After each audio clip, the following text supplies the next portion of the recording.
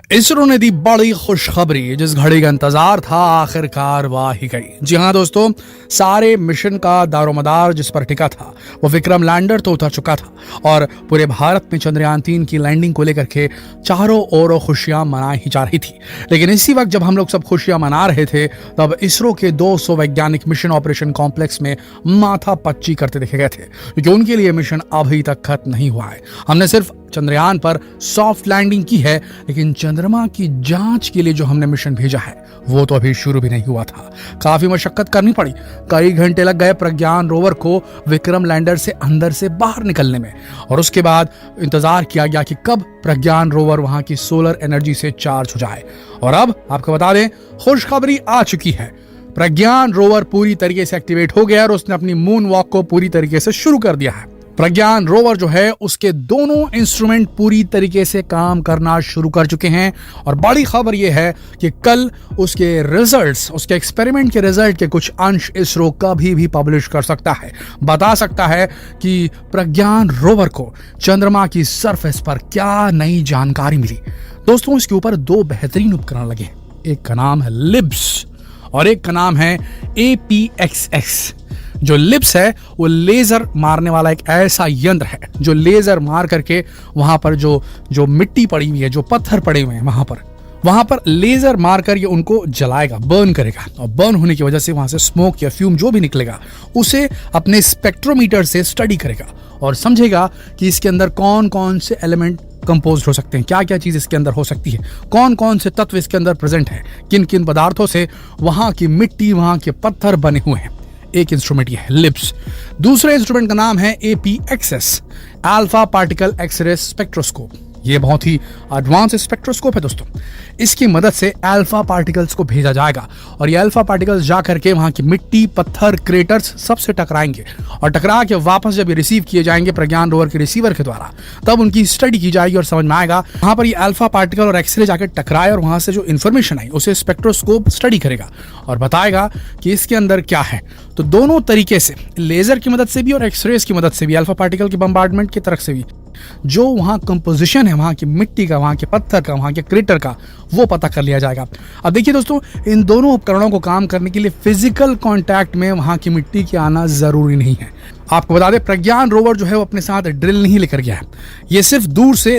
एक बीम भेजेगा। अब बीम के भेजने का एक डिस्टेंस जरूर होता है, लेकिन अगर बीम भेजेगा तो क्रेटर के अंदर भी भेज सकता है, और उसके लिए प्रज्ञान रोवर को क्रेटर के अंदर उतरने की कोई जरूरत नहीं है। अब हम सब जानते हैं कि जहां पर चंद्रयान-3 उतरा है, विक्रम लैंडर जहां उतारा गया है, वह इलाका PSR से भरा हुआ है, यानी कि परमानेंटली शैडोड रीजन से भरा हुआ है। ऐसी जगह है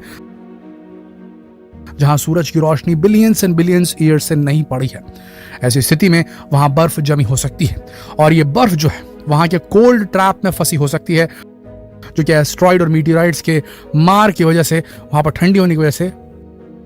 फंसी हो सकती है। अब यहां से ये जो APXS है वहां से अल्फा पार्टिकल्स का एक्सरे स्ट्रीम भेजेगा उन गड्ढों में, वहां से टकरा के जब वापस आएगी तो हमें समझ में आ जाएगा कि वहां के क्रेटर्स में पानी है कि नहीं है। सबसे बड़ी चीज, ऐसे काम लिप्स करेगा। लिप्स लेजर मारेगा, लेजर को मारने से वहां जो फ्यूम उठेगा उसे स्टडी करेगा उसका स्पेक्ट्रोस्कोप, और ऐसा करने से वहां कौन कौन से रेयर अर्थ एलिमेंट्स मौजूद हैं, कौन कौन से जो वैल्यूएबल चीजें हैं, जो एलिमेंट्स हैं, खनिज हैं, मिनरल हैं, वो हमें उसकी जानकारी मिलेगी, और उससे हम एक मैप बना पाएंगे कि साउथ पोल पे कौन कौन सी चीजों की ज्यादा बहुतायत है। देखिए,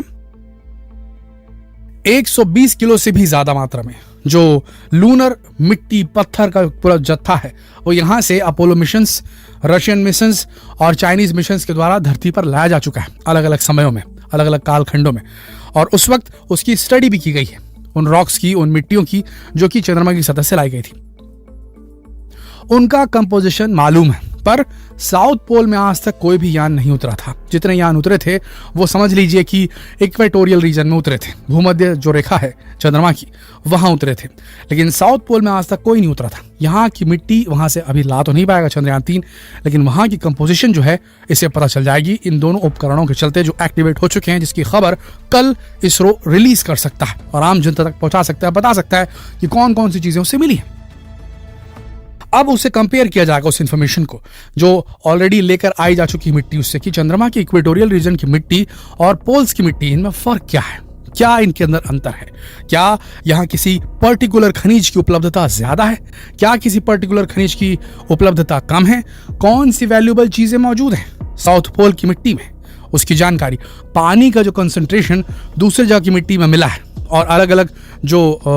ऑर्बिटों में घूम रहे हैं अलग अलग सैटेलाइट्स अलग अलग देशों के, उन्होंने जो देखा है अपने केमिकल कंपोजिशन को स्टडी करने वाले स्पेक्ट्रोस्कोप से देखा है, उसकी इन्फॉर्मेशन को मैच किया जाएगा और उसके बाद एक निष्कर्ष पर पहुंचा जाएगा कि अब चंद्रमा के हर इलाके को हमने अलग अलग देशों ने समझ लिया है। अब साउथ पोल की भी इन्फॉर्मेशन पहुंच गई। आपको बता दें चांग-ई 4 जो था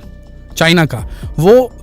फार साइड ऑफ द मून में उतरा था, साउथ पोल में नहीं उतरा था पर फार साइड ऑफ द मून में उतरा था, तो उसके पास भी एक इन्फॉर्मेशन है। सबको अगर टैली किया जाएगा तो इन्फॉर्मेशन बहुत क्लियर हो जाएगी। धीरे धीरे हम सब समझ जाएंगे कि पानी अगर मिलेगा तो कितना मिलेगा और मिलेगा तो कहाँ मिलेगा।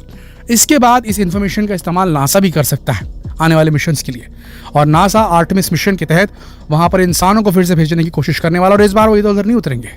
उसी इलाके में उतरेंगे जहां चंद्रयान 3 अभी खड़ा है। उसके हिसाब से अगर चंद्रमा की इस इलाके में पानी की मात्रा ज़्यादा मिलती है या ट्रेस मिलते हैं बर्फ के ज़रा से भी, तो कंफर्म हो जाएगा कि साउथ पोल हॉट प्रॉपर्टी है चंद्रमा की, और यहीं पर सारे बेस बनाने की प्रक्रियाएं शुरू होनी चालू हो जाएंगी। देखना यह है कि कल को जब इसरो इंफॉर्मेशन रिलीज करना शुरू करता है, जो APXS है, इसका अल्फा पार्टिकल एक्सरे स्पेक्ट्रोमीटर है, उसने क्या देखा, जो लिप्स है लेजर इंट्रोड्यूस जो उसका स्पेक्ट्रोमीटर है, उसने क्या देखा, क्या मिला रोवर प्रज्ञान को, ये इंफॉर्मेशन बहुत क्रूशल आने वाली है कल इसरो की तरफ से। अभी खुशखबरी ये है कि प्रज्ञान रोवर ने अपने आप को चार्ज कर लिया है, उसने मूवमेंट शुरू कर लिया है और उसके दोनों उपकरण सही काम कर रहे हैं। तो दोस्तों कल के लिए पेटियां बांध लीजिए, कल रहस्य खुलने वाला है साउथ पोल की मिट्टी का चंद्रमा की। जी हाँ दोस्तों, कल हम वो इन्फॉर्मेशन आप तक लेकर आएंगे, तो बने रहिए हमारे चैनल के साथ। अभी सब्सक्राइब कीजिए चैनल को, अभी नोटिफिकेशन बेल को दबाइए, जितना हो सके इस वीडियो को शेयर कीजिए फेसबुक पर, व्हाट्सएप पर, यूट्यूब पर। कल फिर मिलते हैं एक और दिलचस्प वीडियो में, तब तक आप सबका इस वीडियो के अंत तक बने रहने के लिए दिल से धन्यवाद।